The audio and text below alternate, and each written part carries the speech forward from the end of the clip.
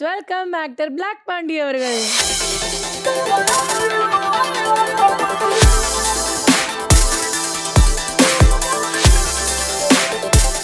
வணக்கம். வணக்கம் sir. Sir இங்க சார் இங்க இங்க இங்க இங்க சாரி, கொஞ்சம் ரொம்ப நேரம் டிராவல் ஆகி வந்தேனா, தூங்கிட்டேன். நிகழ்ச்சி ஆரம்பிச்ச ஒரு 10 நிமிஷத்துல நாங்க கேட்குற கேள்விக்கு இல்லை, இது காலை மலர்னால நீங்கள் ஏர்லி மார்னிங் வேறு கூப்பிட்டீங்களா, இந்த ட்ராவலில் விடிய காலம் 4 மணிலேருந்து ட்ராவல் பண்ணி வந்த டயர்டோடு அப்படியே இருந்துச்சேன். சரி, முழிச்சு கண்ணாடியை கீழே இருக்கீங்க, நீங்கள் கண்டுபிடிச்சிருந்தா கண்ணாடி போட்டு தூங்கிட்டு இருந்தேன். சார் நாங்கள் வந்து ஸ்க்ரீனில் மட்டும்தான் நீங்கள் பயங்கரமான ஃபன்னியான ஆள் நினச்சோம். ஆனால் நீங்கள் வந்து எங்கனாலும் நாங்கள் அப்படிதாங்க ஃபன்னியான ஆள் அப்படின்றத வந்து இங்கே பண்ணியான ஆளா? சார் ஃபன்னி ஃபன்னி பண்ணி ஓகே. காமெடியான ஆள் சார். எனக்கு என்ன ஒரு டிப்ஸ் கொடுத்துருக்காரு அவரு. இதே மாதிரி ஒரு கிளாஸ் நானும் வாங்கி வச்சுக்க போறேன். ஏன் தூக்கம் வர இல்லை, ஷூட் இருக்கு, ப்ரோக்ராம் போய் தூங்கி இருக்கேன் போட்டுட்டு லைட்டாக ஒரு கோக்கா தூக்கம்னு சொல்லுவாங்க, இது பேர். அப்படியே இருந்து அப்படியே பேச கேள்விக்கு ஆமாம் சார் அப்படி பேசலாம். அந்த மாதிரி நல்ல ஒரு டிப்ஸ் கொடுத்துருக்கீங்க. சூப்பர். நிகழ்ச்சிக்கு வந்ததுக்கு ரொம்ப தேங்க்ஸ். முதல்ல ஜெயா டிவிக்கு என்னுடைய மனமார்ந்த நன்றிகள்.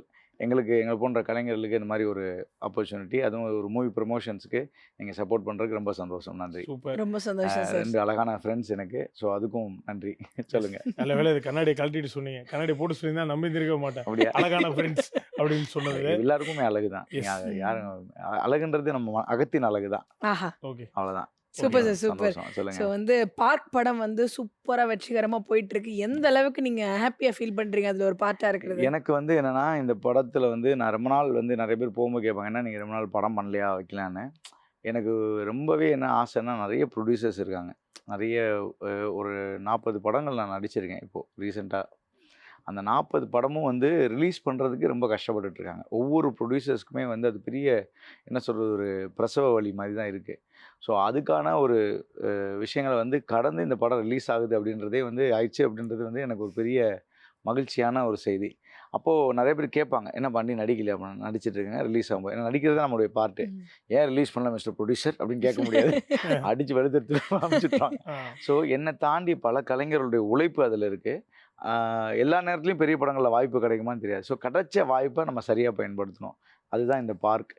எனக்கு வந்து இன்றைக்கி வந்து ஆடியன்ஸ் வந்து இதில் வந்து ஏபிசிலாம் சொல்லுவாங்க. A centre, B centre, C சென்டர்லாம் சொல்லுவாங்க. இது ஆல் சென்டருக்கான படம் தான். அதில் பிஎன்சி வந்து ரொம்ப லைக் பண்ணுவாங்க. ஸோ அந்த மாதிரி ஒரு எளிமையான காமெடி. ஹாரர் அங்கங்கே இருக்கும். அது ஃபஸ்ட் ஆஃப் ஃபுல்லாக எனக்கு ஒரு ஆப்பர்ச்சுனிட்டி இருந்துச்சு. ஒரு ஸ்பேஸ் நம்ம விளையாடுறதுக்கு டைரக்டரோட சேர்ந்து நிறைய இன்புட் போட்டு அந்த சீனில் நல்லா டெவலப்மெண்ட்ஸ் பண்ணியிருக்கோம். ஸோ எனக்கு இப்போ பார்க்கும்போது எனக்கு ரொம்ப சந்தோஷமாக இருக்குது. அங்கே உழைப்புக்கு ஒரு ரிசல்ட் கிடைக்கிது அப்படின்ற மாதிரி விஷயம். அது மனது திருப்தியை கொடுத்து. ஸோ இப்போ நீங்கள் சொன்ன மாதிரி இந்த ஒரு டிஸ்கஸ் பண்ணி ஒன்று பண்ணுவேன்னு சொன்னீங்களா, அந்த மாதிரி பார்க்கில் ஏதாவது இருக்கா? நீங்கள் சார் பார்க்கில் ஆல்மோஸ்ட் பண்ணியிருக்கோம். டைரக்டர் வந்து நல்ல ஃப்ரீடம் கொடுத்துருக்காரு. ஸோ அதனால் எல்லா இடத்துலையுமே நாங்கள் அந்த இன்புட், நானும் டைரக்டர் தமன் ரொம்ப சொல்லணும். தமன் வந்து இப்போ ஒரு நொடி அவருக்கு வந்து பெரிய ஹிட்டு. ஸோ அதோடு சேர்ந்து நான் சொல்லிகிட்டே இருப்பேன், ப்ரோ இந்த மாதிரி நம்ம காம்பினேஷன் வந்து ரொம்ப நல்லா ஒர்க் அவுட் ஆகும் பாருங்கள் அப்படின்னா. அவரும் சொல்லுவார், ப்ரோ நல்லா இருக்குது ப்ரோ, சூப்பராக இருக்குது ப்ரோ அப்படின்னா. அந்த ஒரு ஆர்டிஸ்ட் கன்வீனியன்ட்டாக ஏதாவது நம்ம ப்ரோ இப்படி பண்ணிக்கலாமா, நீங்கள் இப்படி கை மேலே போடுங்க, இதை பண்ணுங்கள், அப்படி சிரிங்க, ஷோல்டர் கை வைங்க, இப்படிலாம் சொல்லும்போது இன்பிட்வீனில் வந்து சில பேர்லாம் யோசிப்பாங்க, என்னடா ஏதோ சொல்கிறானுலாம் இருக்கும். நிறையா நம்ம ரிஃப்ளெக்ட் தெரிஞ்சிடும், வெளியே காட்டிக்கலனாலும் நமக்கு தெரியும். ஸோ இப்போ இவருடைய கன்வீனியன்ட் வந்து எனக்கு ரொம்ப என்ன சொல்கிறதுனா ஒரு சகோதரத்துவம் தான். ஆமாச்சா நான் ஒரு எதுவுமே டிஸ்டர்ப் ஆகாது. ஏதாவது ஒன்று ஃப்ரீயாக ப்ரோ இந்த இடத்துல பண்ணிக்கிறீங்களா, அப்போ அவர் ஒன்று சொல்லுவார், பண்ணி நீங்கள் இப்படி ஒன்று பண்ணிக்கங்க அப்படின்னும்போது அந்த ஒரு அது என்னென்னா அந்த படைப்புக்கு ஃபைனலாக நாங்கள் டிசைட் பண்ணிவிட்டு டைரக்டரை கேட்போம், சார் இப்படி பண்ணிக்கலாமா, சார் நல்லா இருக்குது சார் பண்ணுங்கள் சார் அப்படின்னு. ஸோ அவரும் வந்து பயங்கர எஃபர்ட் போட்டு அவர் முதல் படம் வந்து அந்த ப்ரொடியூசர் சப்போர்ட் பண்ணி பண்ணுறாங்க. ஸோ எங்கெல்லாம் அந்த இன்புட் கொடுக்க முடியுமோ பண்ணியிருக்கோம். அது வந்து இன்றைக்கி படம் ஒரு ஃபுல்ஃபில்லாக பார்க்கும்போது, நான் இதுக்கு முன்னாடி மாசாணின்னு இதே மாதிரி ஒரு ஹாரர் மூவி பண்ணேன். அந்த ப்ரொடியூசர்ஸுமே அப்படி தான் ஸ்பாட்டில் வந்து அதில் வந்து நிறைய ஸ்ட்ரகிள் பண்ணி மொதல் படம் பண்ணாங்க. நிறைய ஸ்ட்ரகிள் ஆச்சு. ஷூட்டிங் முடிச்சிட்டாங்க. ஆர்டிஸ்ட் அதில் எல்லாருமே ஆர்டிஸ்ட்டாக இருந்தாங்க. இதில் கொஞ்சம் அங்கங்கே ஆர்டிஸ்ட் இருக்காங்க. அப்போது இந்த படமும் அந்த நான் பார்க்கும்போது பயங்கர ஷூட்டிங்லேயே தெரிஞ்சிடும், ஒரு பாசிட்டிவ் வைப்ஸ் தெரிஞ்சிடும். அப்போ நான் ப்ரொடியூசர்கிட்ட சொல்லிட்டே இருப்பேன், சார் கண்டிப்பாக இந்த படம் உங்களுக்கு நல்ல பாசிட்டிவான ரிவ்யூஸ் கொடுக்கும் சார், நல்லா வந்துட்டுருக்கு, டே பை டே நமக்கு ஷூட்டிங் நடக்கும்போதே அந்த பாசிட்டிவிட்டி தெரியுது, ஸோ மக்கள் கண்டிப்பாக ஏற்றுப்பாங்க சார் அப்படின்னு சொன்னேன். குழந்தைங்களுக்கும் ரொம்ப பிடிக்கும். இதில் வந்து இந்த குழந்தைங்களுக்கு பிடிக்கிற மாதிரி சில காமெடி பண்ணியிருக்கோம், அடல்ட்டுக்கு பிடிக்கிற மாதிரி சில காமெடி பண்ணியிருக்கோம். ஸோ இந்த படத்தில் வந்து டேரக்டர் உங்களே இல்லை, நீங்கள் வந்து டேரக்டர்கிட்ட வந்து நிறைய டேக், சார் இந்த இன்னொரு டேக் போய்க்கலாமா, ஒன்மோர் போய்க்கலாமா, அந்த மாதிரி கேட்ட மூமெண்ட் ஏதாவது உண்டா? காஞ்சனா வீடுன்னு சொல்லி ஒரு சீன் இருக்குது. அது வந்து லாஸ்ட் மினிட்ல எடுத்தோம். ஷூட்டிங் என்ன நிறைய ஷெட்யூல் அங்கே ஷிஃப்டிங் 3 ஷிஃப்டிங் போயிட்டு வந்தது. அப்போ ஃபைனலி வந்து அந்த ஒரு சீக்வன்ஸ் எடுக்கணும், சிங்கிள் டேக்கில் பண்ணணும், 2-3 இருந்துச்சு. அப்போ 6 மணி தாண்டிச்சுன்னா அந்த பேக்கப் பேட்டாஸ்லாம் பிரச்சனை இருக்குமா, நாங்கள் அதுக்கும் போராட்டம், அதுக்குள்ளே ஷார்ட் அண்ட் டைமில் முடிக்கணும் அப்படிங்கும்போது சிங்கிள் ஷாட்டில் அதை பிளான் பண்ணி எடுத்தாங்க. அப்போ ஷார்ட்டை போய் பர்சனலாக சில ஐடியாஸ் மட்டும் கேட்டுட்டு சொல்லிவிட்டு அது பண்ணிட்டோம். பட் மானிட்டரில் பார்க்கும்போது எனக்கு பர்சனலாக வந்து சாட்டிஸ்ஃபைட் இல்லை. சார்லாம் ஓகேன்ட்டாங்க. அப்போது நான் என்ன பண்ணேன், சார் ஒரே ஒரு 1 மோர் மட்டும் போய்க்கலாம் சார். அப்புறம் டெக்னீஷியன்ட்டு போயிட்டு, அண்ணா ப்ளீஸ்ண்ணே ஒரே ஒரு 1 மோர்ண்ணே, தப்பாக எடுத்துக்காதீங்க. தம்பி அவனொருத்தர் தம்பி டைம்ப்பா அப்படின்ட்டாரு. அண்ணே ப்ளீஸ்ண்ணே ஒரே ஒரு ஷாட்ண்ணே, இவ்வளோ தூரம் பார்த்துக்கங்கண்ணே, திருப்பி இதை அசம்பிள் பண்ண முடியாதுண்ணே அப்படின்னு சொல்லிட்டு, அப்படின்னா உடனே ஒன்றும் பிரச்சனை இல்லை, பேசி மேனேஜர் பேசிட்டு உடனே திருப்பி அந்த சீக்வன்ஸை திருப்பி எடுத்தோம். ஏன்னா அது வந்து ஒரு சிங்கிள் ஷாட்டில் முடிச்சு திருப்பி வந்து நான் ஒரு பொசிஷனில் நிற்கணும். அது ரேம்ப் பண்ணி வரும் அந்த சீக்வன்ஸு. அது வந்து எனக்கு வந்து ஃபைனலாக அது 2வது டேக் பண்ணோன்னே ரொம்ப சாட்டிஸ்ஃபைட் ஆகிடுச்சு. அப்படி தூக்கி ஓகே சொன்னால் எல்லாருமே நல்லா கிளாப் பண்ணாங்க ஸ்பாட்லேயே, நல்லா இருந்தது. அப்போ திருப்பி அந்த திருப்தியோட பேக்கப் பண்ணி வெளியே வந்தோம். ஸோ அந்த சீன் வந்து ரொம்ப இருக்குது. அதே மாதிரியான அந்த ஒரு இன்புட் வந்து எல்லா இடத்துலையும் எல்லா சீன்ஸ்லுமே கிடச்சிது எனக்கு. ஒரு சீக்வன்ஸ்லையுமே கிடச்சிது. இதில் ஒரு ஃபர்ஸ்ட் ஆஃப் ஒரு ட்ராவல் இருக்குது, காமெடி ப்ளேஸ் பண்ணுறதுக்கான ட்ராவல் இருக்குது. அங்கங்கே அதை ஒர்க் அவுட் பண்ணிட்டோம். ஸோ எனக்கு என்னன்னா, நீங்கள் ஒரு பக்கம் காமெடி பயங்கரமாக பண்ணுவீங்க, இன்னொரு பக்கம் அதே சமயம் எமோஷ்னலாக உங்கள் கண்ணிலே லேட்டாக அழுகுற மாதிரிலாம் பண்ணால் நமக்கு ஒரு மாதிரி அழுக வந்துடும். அந்த மாதிரி எமோஷனல் ரோல்ஸ் பேசிக்காக நான் ரொம்ப சீரியஸான பையன். என்ன ரீசன் கேட்டிங்கன்னா, இப்போது சார்லி சாப்ளின் ஐயா சொல்லுவாங்க, அவங்க படிக்கும்போது அழுகை கூட வந்து மலையில் தான் அழுவாங்களாம். மற்ற நேரம் என்னை பார்க்கும்போது சிரிப்பாக இருக்கணும் அப்படின்னு. ஏன்னா சின்ன வயசுலேருந்தே நம்ம வந்து கஷ்டப்பட்டு வந்திருக்கோம். இது எல்லாமே ஒரு ஜென்ரேஷன் வந்து 3 ஜென்ரேஷன். எங்கள் தாத்தா வந்து பஃபன் சொக்கலிங்கம்னு சொல்லிட்டு பெரிய நாடக நடிகர். எம்ஜிஆர் ஐயா, சிவாஜி ஐயா எல்லார் கூடயும் நடிச்சிட்டு இருந்தவங்க நாடகங்களில். அப்போது அங்கேருந்து திரைத்துறை பயணம் ஸ்டார்ட் ஆகிருக்கு. இப்போ என்னோடய எக்ஸ்பீரியன்ஸாக அப்படின்னு பார்த்தா எனக்கே வந்து ஆல்மோஸ்ட் இப்போ 39 ஏஜ். ஸோ நான் வந்து 25 இயர்ஸாக நான் சினிமாவில் இருக்கேன், சைல்டு ஆர்டிஸ்ட்லேருந்து. எங்கள் அப்பா ஒரு 40 இயர்ஸ் சினிமாக்காக ஒர்க் பண்ணியிருக்காங்க. தாத்தா ஒரு 60 இயர்ஸ் இருந்திருக்காங்க. ஸோ ஓவராலாக இந்த 3rd ஜென்ரேஷன் வந்து இந்த மேலே ஒரு பெரிய பக்தின்னு சொல்ல முடியாது. நான் படிச்சுட்டு வேறு ஏதாவது எந்த வேலைக்கு வேணால் போயிருந்துருக்கலாம். சினிமா ஏன் நமக்கு வந்து நிற்கிது, சினிமாவில் ஏன் இன்றைக்கி நிற்கிறோம், ஏதோ ஒரு காரணங்கள் இருக்குது. அப்படின்போது அந்த காரணத்தை உணரும்போது பேக் எண்டில் போய் ரிவர்ஸில் பரம்பரையை போய் தேடி போகும்போது ஒவ்வொரு நாளும் அவங்க எவ்வளோ கஷ்டப்பட்டுருக்காங்க, எப்படி இருந்திருக்காங்க. ஸோ நம்ம இந்த ஃபீல்டை விட்டு வேறு எந்த இதுக்கும் போகக்கூடாதுன்னு ஃபஸ்ட்டு ஒரு டிசிஷன் வருது. அப்போ அதுக்கு எவ்வளோ டிசிப்ளினாக இருக்கணும். அப்போ இந்த கிராஃப்ட்டுக்கு நான் துரோகம் பண்ணாமல் எப்படி இருக்கலாம் அப்படிலாம் உள்ளுக்குள்ளே ஓட ஆரம்பிச்சிது. ஸோ அப்போ சரியான ஒரு விஷயத்தை தேர்ந்தெடுத்து நம்ம பண்ணணும். ஸோ அப்போ நம்மளுடைய உழைப்புக்கு துரோகம் பண்ணக்கூடாது, இன்னொருத்தவங்க உழைப்பு க்ரியேட் பண்ணுறதுக்கும் துரோகம் பண்ண முடியாது. அப்போ ரொம்ப பர்ஃபெக்டாக அந்த விஷயத்தை ஒர்க் பண்ணணும்னு சொல்லி இனிஷியேட் பண்ணி ஒரு பெர்ஃபெக்ஷன் கொண்டு வந்திருக்கு. இதுதான் விஷயம். அப்போது சின்ன வயசுலேருந்து நான் எமோஷ்னலாக வந்த ரீசன்னா கஷ்டப்பட்டு நம்ம வாய்ப்பு நம்மளாக தான் போய் வாய்ப்பு தேடுவோம். அன்றைக்கி ஒரு சிஸ்டம் இருந்துச்சு. எப்படின்னா, சேரன் சார் ஆஃபீஸ் இங்கே இருக்கும், பாரதி ராஜா சார் ஆஃபீஸ் இப்படி இருக்கும். இன்றைக்கி வந்து யார் வேணால் வரலான்னு சினிமாவில் வந்துருச்சு. பட் அந்த காலகட்டங்களில் எல்லாருமே வாய்ப்பு தேடுறதுக்கு ஒரு இடம் இருந்தது. இப்போ அப்படி கிடையவே கிடையாது. ஜென்ரலாக ஒருத்தன் காஸ்டிங் கால்னு போடுறாங்க. நிறைய ஆர்டிஸ்ட், சீனியர் ஆர்டிஸ்ட்லாம் எங்கேப்பா ஆஃபீஸ் எங்கேப்பா இருக்குது சார், அந்த படம் முடிஞ்சிருதுன்னு சொல்கிறாங்க. ஏன்னா நான் ஒரு குரூப் நடத்திட்டு இருக்கேன் வாட்ஸ்அப்பில். ஸோ அதில் எல்லாம் பார்த்தீங்கன்னா அந்த காஸ்டிங் கால் மட்டும் மெசேஜ் போட்டே வருவேன். வேறு எந்த அன்னெசரி மெசேஜும் வாட்ஸ்அப்பில் போடக்கூடாது. குட் மார்னிங், குட் ஆஃப்டர்நூன் எதுவுமே இருக்கக்கூடாது. ஏன்னா அங்கே நிறைய நடிகர்கள் இருக்காங்க. ஒரு 200 நடிகர்கள் சினிமா சார்ந்து கஷ்டப்படுறவங்க இருக்காங்க. அப்போ அவங்களுக்கு வந்து இந்த செய்தி வந்து யாராவது போகும். அப்போ அதில் மெசேஜ் கூட பார்த்தீங்கன்னா வெரிஃபைட் மெசேஜ், நாட் வெரிஃபைடுன்னு போட்டுருவேன். வெரிஃபைட்னா நம்ம தெரிஞ்ச பழக்க வழக்கத்தில் இருப்பாங்க. நாட் வெரிஃபைட்னா யாருமே இருக்காங்க. அப்போ வாய்ப்பு தேடுறவங்களுக்கு அது ஒரு பிளாட்ஃபார்மாக க்ரியேட் பண்ணணும். என்னுடைய ட்ராவலில் முதல் ஒரு தெரிஞ்ச இது பார்த்திங்கன்னா ஒரு சீரியல் தான். அங்கேருந்து ட்ராவல் ஆகி அங்காடி தெரு படம் வருது. அப்படியே நம்ம ஒரு பிளாக் பாண்டின்றதை அடையாளப்படுத்துறதுக்கு நம்ம வந்துட்டோம். ஸோ இது வந்து எனக்கு வந்து இப்போ எனக்கு எங்கேயா போனோம்னா அங்காடி தெருன்ற ஒரு படம் வந்து எனக்கு பெரிய ஐடென்டிட்டி அது. ஸோ அதனால் எனக்கு அந்த கஷ்டப்பட்டு வளர்ந்தா சீரியஸ் பேசிக்காகவே வந்து என்னென்னா அந்த எமோஷனல் ஏதாவது ஒன்றுனா, இப்போ அழுகிற சீன் வருதுன்னு வச்சுக்கோங்களேன், என் லைஃப்பில் எனக்கு ரொம்ப ஒரு ட்ராஜடியான பீரியட் அப்படின்னு கேட்டிங்கன்னா, எங்கள் அப்பாவுடைய அந்த கேன்சரில் தான் இறந்தார். ஸோ அவர் இறந்த மொமெண்ட் வந்து என்னால் வந்து ஜீரணிக்கவே முடியல. ஏன்னா எங்களுக்கு இருந்த ஒரே ஒரு பெரிய நம்பிக்கை அது. அப்போ நான் ஒரு சீன் பண்ணி அந்த டைரக்டர் அந்த இடத்துல வந்து ஒரு விஷயம் சிச்சுவேஷனாக அழுகிற சீன் இருக்குன்னா, ஃபஸ்ட்டு ஒரு 2 நிமிஷம் தனியாக போய் 2 நிமிஷம் விட்டு எங்கள் அப்பாவுடைய சீக்வன்ஸ் ஃபுல்லாக மனசை நினச்சிக்குவேன். ஏன்னா டெய்லி பார்த்தீங்கன்னா மொபைல் ஃபோனில் கூட எங்கள் அப்பா ஃபோட்டோ டெய்லி காலையில் இருந்துச்சு. ஏன்னா அப்பா மேலே வந்து அவ்வளோ பிரியம் நம்ம. ஸோ அந்த ஒரு மொமெண்ட் அப்படி 2 நிமிஷம் கண்ணை மூடிட்டு அப்படி நினச்சாலே அந்த மூடுக்குள்ளே போயிடுவேன். அதுக்கப்புறம் இந்த சீன் என்ன டயலாக் என்ன உள்ளே போகும்போது ஆட்டோமேட்டிக்காக நம்மளால் வந்துடும். ஓகே. ஸோ வந்து உங்களுடைய பயணத்தை பல கனவுகளோடு வந்து தொடங்கியிருப்பீங்க. அந்த பயணம் இப்போ எப்படி போயிட்டுருக்கு? ஸ்ட்ரகிளாக இருக்கா, இல்லை வந்து ஸ்மூத்தாக போயிட்டுருக்கா, எப்படி போய்கிட்டு இருக்கு? அதான் நான் என்னென்னா, எனக்கு வந்து ஸ்ட்ரகிள்லாம் ஆன மாதிரி ஃபீல் கிடையாது. நான் நடிச்சுக்கிட்டு தான் இருக்கேன், வேலை பார்த்து தான் இருக்கேன். பார்க்குறவங்களுக்கு வந்து நம்ம பதில் சொல்ல முடியாது. படங்கள் ரிலீஸ் ஆகலை அப்படின்னா, ஐயோ இவங்களுக்கு நம்ம ஷூட்டிங் போனது தெரியாது, என் பொழப்பு எனக்கு தான் தெரியும்.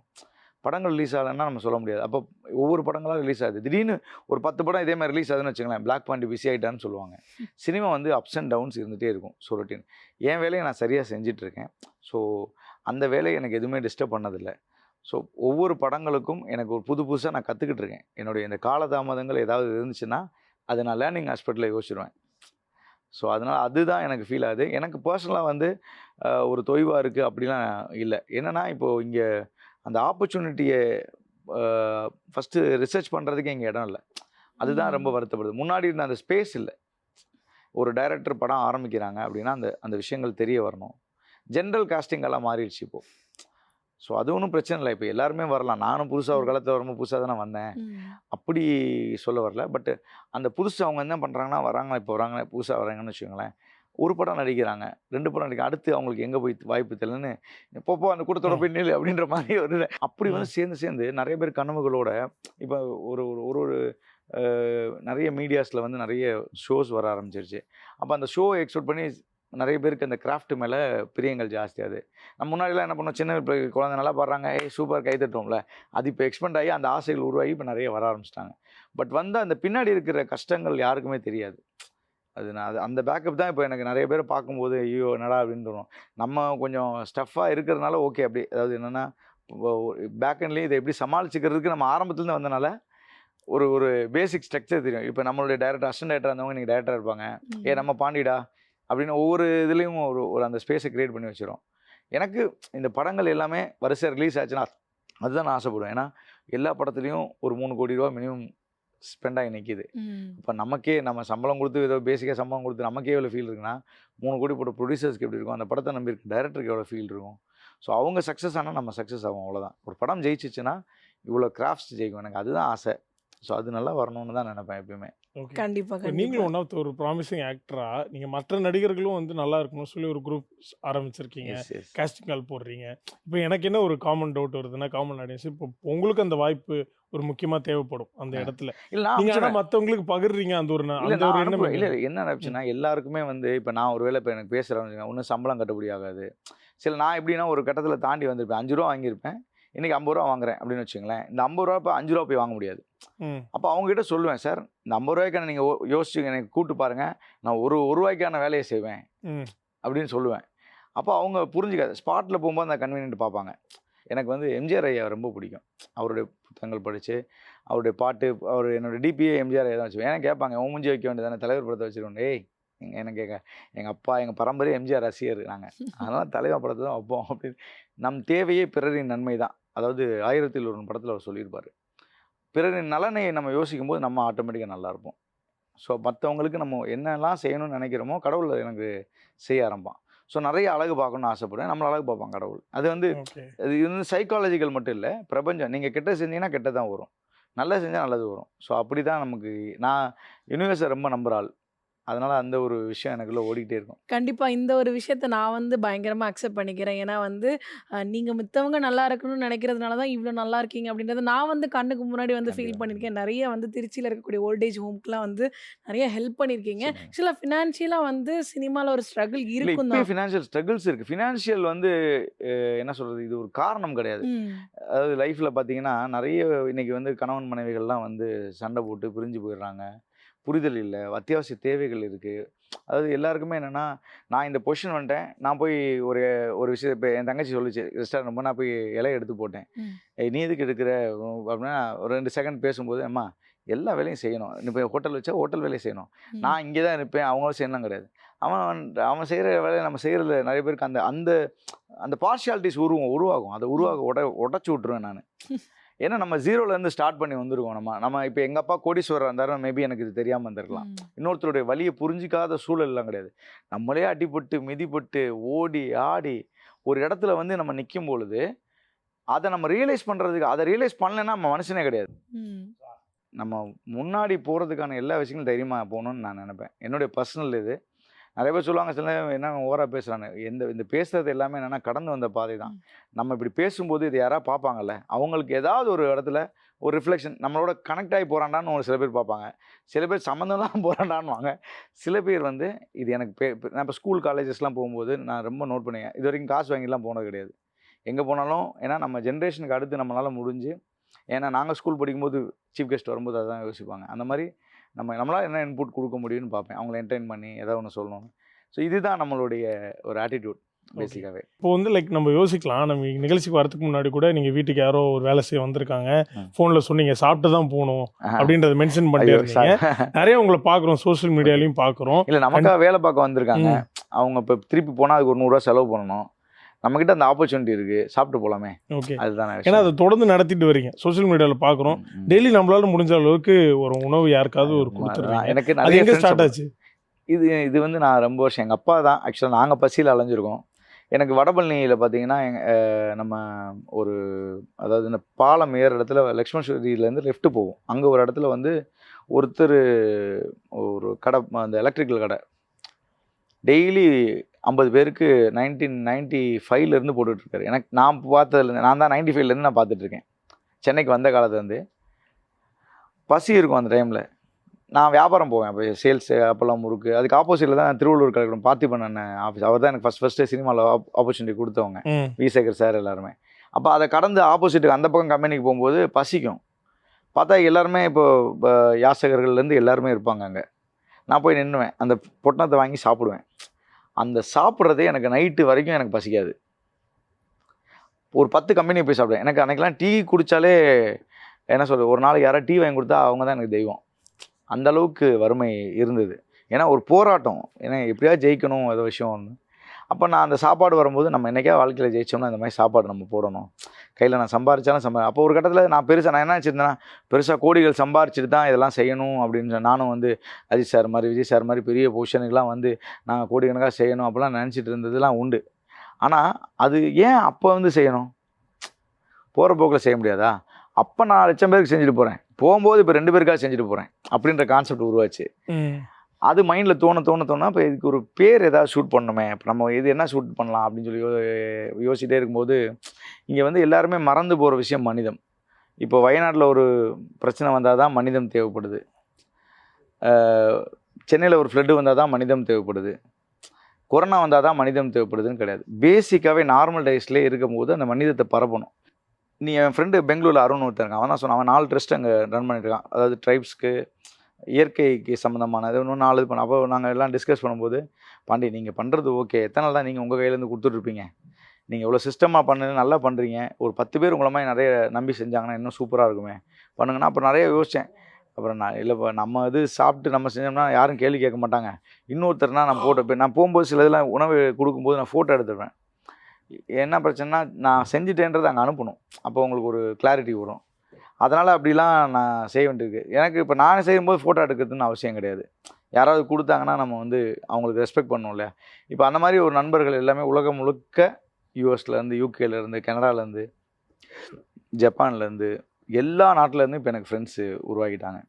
ஸோ இப்போ அவங்க எல்லாருமே மந்த்லி ஒரு சின்ன சின்ன கான்ட்ரிபியூஷன், நான் என் ஃப்ரெண்ட்ஸ்லாம் சொல்லுவேன், நீங்கள் சின்ன சின்ன கான்ட்ரிபியூஷன் ரொம்ப நான் 100 ரூபா போடுங்க, கொஞ்சம் வசதியாக இருக்கும், ஒரு 1000 ரூபா கொடுங்க அப்படின்னா. ஒரு கட்டத்தில் என்னாச்சுன்னா என்னுடைய ஆசை என்னென்னா ஒருத்தர் 1 ரூபா கொடுத்தா போதும். So simple concept. ஒரு நாளைக்கு ஒருத்தர் 1 ரூபா கொடுத்தாங்கன்னா அந்த கான்செப்டில் நம்ம பெரிய லெவலில் ரீச் பண்ண முடியும். அப்போ மந்த்லி ஒரு பெரிய விஷயங்களை க்ரியேட் பண்ண முடியும். கவர்மெண்ட்டோடைய என்ஜிஓ அப்படின்னு நான் கவர்மெண்ட் ஆர்கனைசேஷன். அப்போது கவர்மெண்ட்டோட பாதி பொறுப்புகளை வந்து நம்ம ஒரு 4 இடத்துலேருந்து நம்ம செய்ய முடியும். இப்போ ஒரு சிஸ்டம் டீமோட பிளான் பண்ணிகிட்ருக்கேன். எல்லா இடத்துலையும் இருக்கிற கவர்மெண்ட் ஸ்கூலில் இருக்கக்கூடிய டாய்லெட்ஸ் எல்லாமே க்ளீனிங் அண்ட் மெயின்டெனன்ஸ் வந்து பண்ணணும். நம்ம குழந்தைங்க, கஷ்டப்படுற குழந்தைங்க எல்லாத்துக்குமே வந்து சுகாதாரமான தண்ணீரும் ஒரு டாய்லெட்டும் வந்து க்ளீனிங்காக இருக்கணும், ஒரு ஹைஜீனிக்காக பண்ணணும்னு இப்போ ஒரு ப்ராஜெக்ட் ஒர்க் பண்ணிகிட்ருக்கேன்.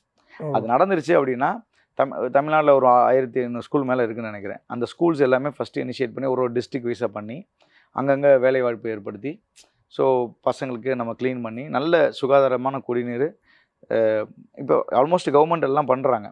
ஸோ மெயின்டெனன்ஸ் தான் அவங்களால மாறிடும். இன்றைக்கி ஒருத்தர் பண்ணுவாங்க, அப்புறம் நாளைக்கு ஒருத்தர் பண்ணுவாங்க, அப்படிலாம் வந்துடும். ஸோ அதுக்கு கூட சப்போர்ட் பண்ணுற மாதிரி ஒரு ப்ராஜெக்டை மூவ் பண்ணிகிட்ருக்கேன்.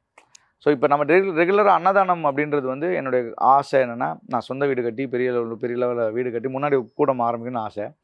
100 பேருக்கு டெய்லி இப்போதைக்கு என்னால் ட்ரை பண்ணி போட்டுட்ருக்கோம். ஸோ இன்னும் 50 பேர், சில 50 பேர் தான் காசு கிடைக்கும், சில 50 பேருக்கு. இப்போது தங்கச்சி ரெஸ்டாரண்ட் ஆரம்பிச்சிருக்காங்க. ஸோ அதனால் தங்கச்சியோட ரெஸ்டாரண்ட்டில் குறைஞ்சது ஒரு 20 பேருக்காவது நம்ம டெய்லி பண்ணணும்னு சொல்லி இனிஷியேட் பண்ணியிருக்கோம்.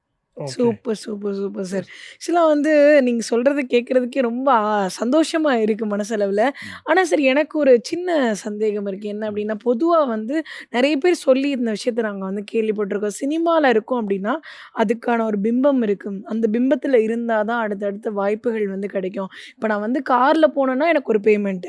அதே நான் வந்து பைக்ல போனேன்னா எனக்கு ஒரு பேமெண்ட். அந்த மாரி ஒரு இல்ல பார்வை அது இருக்கு இருந்துச்சு. அப்டின்ற மாதிரி சொல்றாங்க அது இல்லையா? இருந்துச்சுமா. முன்னாடி எப்படின்னா, ஒரு 20 இயர்ஸ்க்கு முன்னாடி இருக்கும். ம். இப்போலாம் அப்படி கிடையாது. இன்னைக்கு வந்து நீங்க எல்லார்கிட்டயும் கார் வச்சிருக்கு. காருக்காக பேமெண்ட்லாம் கிடையாது. டேலண்ட்டுக்காக தான் பேமெண்ட் குடுப்பாங்க. ம். ஸோ டேலண்ட்ட தாண்டி அவங்களோட பட்ஜெட்குள்ள உங்கள இழுக்கிறதுக்கு என்ன முடியும்னு பார்ப்பாங்க. ம். ஸோ எனக்கு என்னன்னா, நான் எப்படி வந்துட்டேன் மைண்ட் ம். செட்னா, எனக்கு கம்ஃபர்ட்டா இருக்கு, டீம் கம்ஃபர்ட்டா இருக்குன்னா நான் போய் ஒர்க் பண்றேன். இல்லன்னா ம். ஏகப்பட்ட வேலை இருக்கு. அத பண்ணிட்டு ட்ரஸ்ட் வேலை இருக்கு. எனக்கு நான் டெய்லி 2 மணிக்கு தூங்குறேன் நைட்டு. திருப்பி 7 மணிக்கு எந்திரிச்சு அடுத்த வேலை பார்க்குறேன். இப்போ 4 நாளா 5 நாளா பார்த்தீங்கன்னா, நான் கன்டினியூவா தூங்குவேன். ஓவராலாவே இந்த 4 நாள்ல அதிகபட்சம் ஒரு 8 மணி நேரம் தான் தூங்கியிருப்பேன். ம். அவ்வளோ ஸ்ட்ரெஸ்ஸு. அதனால தான் தூங்கிட்டேன் வந்தோனேயுமே. அதனால தான் கண்ணாடிய ரெடியா எடுத்துட்டு வந்துட்டீங்க. ஸோ அதனால ஜென்ரல் என்ன காரணம்னு கேட்டிங்கன்னா, இது அது மைண்டில் இருக்கு. எப்படி சொல்றது? டயர்டு தான். கார் ஓட்டும்போது நமக்கு டயர்ட் ஆகும். இது எல்லாமே நம்மளா எடுத்துக்கிறது தான். எனக்கு வந்து எனக்கு நான் இந்த சுத்தி இருக்கிற விஷயங்கள எப்பயுமே நம்ப மாட்டேன். இதனால தான் இது, அதனால தான் அது அப்படின்ற விஷயத்துக்குள்ளே போமாட்டேன். அது என்னன்னா நம்மள டிப்ரெஸ் பண்ணும் மைண்ட. அப்ப சித்தர்களுடைய இதெல்லாம் படிக்கும்போது, ஒண்ணொண்ணா படிக்கும்போது நமக்கு ஒரு சில விஷயங்கள்லாம் புலப்படுது. திடீர்னு எங்கேயா மலையேற போயிருவேன். சிவன் கோயிலுக்கு ஏதாவது ஓடி போயிருவேன். அங்க போனா அங்க போய் லைட்டா தியானம் பண்ணி உட்காந்துருவோம். ஒரு மாதிரி சைலண்ட்டா இருக்கும். மனசு ஒரு மாரி இருக்கும். மனசு அமைதியாகும். அதாவது மெயினா அந்த சுவாசிக்கிற காத்து இருக்குல்ல, அது ரொம்ப முக்கியம். இப்ப நீங்க கொடைக்கானல் மலைக்கு போயிட்டு உட்காந்தீங்கன்னு வச்சுக்கோங்களேன், உங்களுக்கு எவ்வளோ பெரிய பிரச்சனை இருந்தாலும் நீங்க மறந்துடுவீங்க. இப்போ ஒரு இறுக்கமான சூழலுக்குள்ள உட்காந்து பாருங்க, அந்த காத்தே வந்து உங்கள டிஸ்டர்ப் பண்ணி விட்டுரும். நீங்க இந்த ரூமுக்குள்ள யாரும் இல்லாம உட்காந்தீங்கன்னா பயங்கரமா டிஸ்டர்ப் ஆயிடும். ஸோ அந்த காற்றை சுவாசிக்கிறது, சாப்பிட்ற உணவு இது 2மே ரொம்ப கனெக்டான விஷயம். ஸோ நம்ம உருவாகக்கூடிய எல்லா அமைப்பையும் இது பண்ணது. இப்போ ரீசெண்டாக எனக்கு அது அனலைஸ் ஆகிட்டே இருக்கு. இப்போ வந்து நடிகர் பிளாக் பாண்டி அவரோட பயணம் எல்லாமே பேசணும். ஸோ அவருக்குள்ள அந்த பாடகர் பிளாக் பாண்டி, அந்த இசையமைப்பாளர் பிளாக் பாண்டி அவர் என்ன ஆனாரு? படம் இப்போ ஒரு படம் கமிட் ஆகியிருக்கேன். ம். ஆரி ஹீரோவா நடிக்கிறார், லட்சுமி மேனன் ஹீரோ நடிக்கிறாங்க. நான் காமெடி கேரக்டரும் அதில் நடிக்கிறேன். வைரமுத்து ஐயா வரிகள் எழுதியிருக்காங்க. என்னுடைய முதல் இசை அது மூலியமா வரதுக்கான வாய்ப்புகள் வாவ், கன்ஃபார்ம் ஆயிடுச்சா? செம. இல்ல பண்ணி முடிச்சிட்டோம். ம். ராஜசேகரன் சார் இந்த டைரக்டர் எல்லாமே ப்ராசஸ் போயிட்டு இருக்கு. சூப்பர். என்னுடைய தம்பி எங்கள் அப்பா வழியில் இருக்க ஃப்ரெண்டு அவர் அருண் சொல்லிட்டு ப்ரொடியூஸ் பண்ணுறாரு. எல்லாம் நடந்துக்கிட்டு இருக்கு. விரைவில் அமைப்பு வரும். ஸோ விரைவில் இசையமைப்பாளர் பிளாக் பாண்டி. காத்து கொண்டு இருக்கிறோம். ஓகே. சரி, இதில் எப்படி நீங்களே எல்லா பாட்டும் பாடியிருக்கீங்களா? இல்லை ஏதாவது சிங்கர்ஸ் டிஃப்ரெண்ட் சிங்கர்ஸ் தான் பாருங்க. ஏன்னா கம்போஸ் ஃபஸ்ட்டு நம்ம பாடுறோம். எடுத்து இவனுக்கு என்ன அப்படின்னு வந்துடக்கூடாது. போ பாடிக்கலாம். யுவன் சங்கர் ராஜா மாதிரி அப்புறமா பாடிக்க வேண்டியதான். Super, super. அதனால வந்து ஒரு சும்மா நான் உங்களுக்காக ஒரு பல்லவி பாடுறேன். ப்ளீஸ். இருவிழி இமைக்குள்ளே எனது தேவதை தெரிந்ததாய், இதயத்தில் இளந்தென்றல் புதிதாய் எனக்குள்ளே புகுந்தது, வானவில் வர்ணங்களாய் எந்தன் வாழ்க்கையை ஜொலிக்கிறது, பூக்களின் வண்டுகளாய் என் இதயத்தை வருடியதே, ஓர் ஜென்மம் தான் வாழ்ந்தாலுமே உன்னோடு தான் வாழ்வேன், உயிர் போகும் வரை நெஞ்சில் உந்தன் நினைவோடு வாழ்வேன், உன் கண்கள் சொல்கின்ற கவிதை என் இதயம் கரைகின்றது, அந்த வானில் தவழ்கின்ற முகில் போ என் இதயம் துடிக்கின்றது, இருவிழி இமைக்குள்ளே. எனக்கு என்னன்னா இன்ட்ரோ பண்றப்ப நம்ம ஆக்டர் பிளாக் பாண்டின்னு இன்ட்ரோ பண்ணிட்டோமே, இதெல்லாம் ஆட் பண்ண முட்டோமே, க்ளோசிங்ல பாடகரா க்ளோசிங்ல பாடகரா முடிச்சிருக்கோமேன்றது சூப்பர் ப்ரோ. இது என்னன்னா நிறைய முயற்சிகள் இருக்கு, உழைச்சிட்டு இருக்கிறோம். அதுக்கான நேரங்கள் கிடைக்கும். நிறைய பேர் வந்து அதான் நான் சொன்னேன், படங்கள்ல வாய்ப்புகளுக்கு நிறைய ஸ்பேஸ் இருக்கும். நான் ஆரம்பத்திலே என்ன பண்ணுவேன்னா, சேரன் சார் ஆஃபீஸ் அப்படிலாம் சைக்கிளில் போவோம். ஆட்டோகிராஃப்லாம் நடிச்சிருக்கேன், நீங்கள் பார்த்தீங்கன்னா தெரியும். தெரியும். ஸோ அந்த டைம்லாம் போகும்போது என் ஃபோட்டோவோட சேர்ந்து, அப்போ ஃபோட்டோ கொடுத்தா தான் அட்ரஸ் பின்னாடி எழுதியிருக்கணும், நம்பர் எழுதியிருப்பாங்க. இதான் கான்செப்ட் அப்போ. ஸோ அப்போ என்ன பண்ணுவேன்னா, என் ஃபோட்டோட சேர்த்து ஒரு 10 ஆர்டிஸ்டோட ஃபோட்டோவும் சேர்த்து எடுத்துகிட்டு போவேன். என்ன ரீசன்னா அவங்களால அலைய முடியாது. சம்டைம்ஸ் வறுமை கூட்டுக்குள்ளேயும் இருப்பாங்க. எங்கடா வாய்ப்பு வருதுன்னா பேசிட்டு நாங்கள் எல்லாரும் ஒரு சில கூடுவோம் ஒரு இடத்துல. அப்போ எல்லாருமே என்னென்னா இந்த பசியோட இந்த 6 அறுபதுரை அப்புறம் பயணங்கள் முடிவுதல் இந்த மாதிரிலாம் இருக்கும்ல, அந்த மாதிரி சுச்சுவேஷன் அப்போ நமக்கு ஒரிஜினலாகவே. ஸோ அப்போ அந்த படங்களில் பார்க்கும்போதெல்லாம் நமக்கு ரிலேட் ஆகிக்கும். ஸோ அப்படிலாம் பேசிவிட்டு அந்த சட்டியில் சாப்பாடு இல்லாமல் பக்கத்து வீட்டில் கஞ்சி எடுத்து குடிச்சு சட்டைக்குன்னு சொல்லி குடிப்பாங்க பாருங்கள். அந்த மாதிரி இப்போ எஸ்வி சார் மீட் பண்ணும்போதெல்லாம் சொன்னேன், சார் லைஃப்பில் அதெல்லாம் மறக்க முடியாது சார், ரொம்ப பிடிச்ச படம் சார் அப்படின்னா. ஸோ அந்த மாதிரி நிறைய கலைஞர்கள் இன்றைக்கி கஷ்டப்படுறாங்க. அப்போ வந்து நான் அந்த டைமில் என்ன பண்ணுவேன், அப்பயே அதை எடுத்துகிட்டு போகிறது. ஸோ இன்றைக்கி அடுத்த ஸ்டேஜ் டெக்னாலஜி வந்துச்சு. வாட்ஸ்அப்பில் ஒரு மெசேஜ் தான். ஸோ வெரிஃபைட் மெசேஜ்னா என்னென்னா, இப்போ எனக்கு கிடைக்காத ஆப்பர்ச்சுனிட்டி இன்னொருத்தருக்கு கிடச்சிதுன்னா என்னால் நடந்திருக்குன்றதுக்கு ஒரு பிராப்தமாக எனக்கு இருக்குல்ல. ஸோ அதுதான் ஆசை. Super super. ஸோ அந்த பயணத்தில் அடுத்தடுத்து என்னென்ன ப்ராஜெக்ட் வச்சுருக்கீங்க கையில்? ஸோ இப்போ வந்து எனக்கு வந்து ஒரு எல்லாமே அடுத்தடுத்து வரதுனால ஒரு 3-4 ப்ராஜெக்ட்ஸ் பண்ணியிருக்கேன். இப்போ ரீசெண்டாக ரிலீஸ் ஆகுது. அடுத்து இஎம்ஐன்னு ஒரு படம் வருது. அதுதான் இப்போ நெக்ஸ்ட்டு லைனப்பில் வருது. நல்ல அந்த படமும் டைரக்டர் ரொம்ப சூப்பர் சதா சார்னு சொல்லிட்டு அவரே ஹீரோ நடிச்சிருக்கிறாரு. பாட்டு நல்லா ஹிட் ஆயிடுச்சு. எல்லாரும் இஎம்ஐ கடன் வாங்கி ரொம்ப கஷ்டப்படுறோம், வட்டியை கட்ட முடியாம இப்படிலாம் ஓடிட்டு இருப்பாங்க. அது எல்லாமே அந்த படத்தில் இருக்கு. ஸோ அதில் ஒரு நல்ல ரோல் பண்ணியிருக்கேன். த்ரூ அவுட் மூவி இருக்குது அதில். ஸோ நல்ல ஆப்பர்ச்சுனிட்டி. இப்போ அடுத்ததான் வருது. ஸோ இந்த படம் முடிச்சுட்டு அதுவும் கண்டிப்பாக மக்களுக்கு பிடிக்கும். கண்டிப்பாக உங்களுடைய அடுத்தடுத்து வரக்கூடிய எல்லா ப்ராஜெக்ட்டுமே ஒரு சூப்பர் டூப்பர் ஹிட் ஆகணும்னு சொல்லிட்டு எங்களுடைய டீம் சார்பாகவும் ஜெயா டிவி சார்பாகவும் வாழ்த்துக்கள் சார். நன்றி. இந்த அருமையான வாய்ப்புக்கு. மக்கள் எல்லாரும் படத்தை பாருங்கள். எங்கள் பார்க் படத்துக்கு சப்போர்ட் பண்ணுங்கள். பார்க் படம் மட்டும் இல்லை, எல்லா படத்துக்கும் சப்போர்ட் பண்ணுங்கள். என்னென்னா இன்றைக்கி விலைவாசியெல்லாம் ஜாஸ்தியாக இருக்குது. அதுக்கேற்ற மாதிரி சம்பாரிச்சுக்கோங்க, ஜாலியாக இருங்க. இன்னைக்கு நம்மளுடைய காலை மலர் நிகழ்ச்சி உங்கள் எல்லாருக்கும் ரொம்ப பிடிச்சிருக்கும் நம்புகிறோம். இதே மாதிரி ஒரு சூப்பரான காலை மலரில் நாங்கள் 2 பேரும் உங்களை வந்து மீட் பண்ணுறோம். அது வரைக்கும் உங்ககிட்ட இருந்து டாடா பை பை சொல்கிறது நான் உங்கள் நர்மதா, கார்த்திக் ராமதுரை. பாய்.